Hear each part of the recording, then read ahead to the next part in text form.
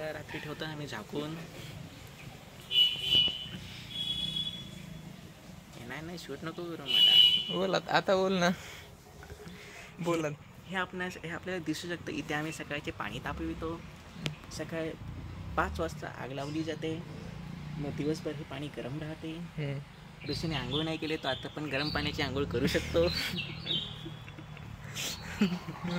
आपण पाहू शकतो इथे आहे चिकूचे झाड. चिकू काय दिसत नाही. बारीक बारीक चिकू दिसत आहेत वर.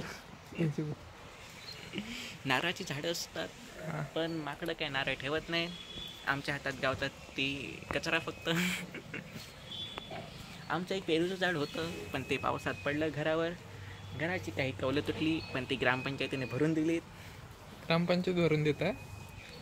ते नैसर्गिक आपत्ती, नैसर्गिक आपत्ती, त्यामुळे ते ग्रामपंचायतीकडनं भेटतं. नैसर्गिक आपत्तीमुळे इकडे पाहू शकतात आमचे आतमध्ये थोडेफार ते वरती म्हणजे आमचं लाकूड साठवण्याचं माळा आहे. तिकडे आम्ही पावसाळ्यासाठी लाकडं साठवतो उन्हाळ्यामध्ये. व इकडे काही आमची काजूची आणि आंब्याची झाडं आहेत पुढे रानामध्ये.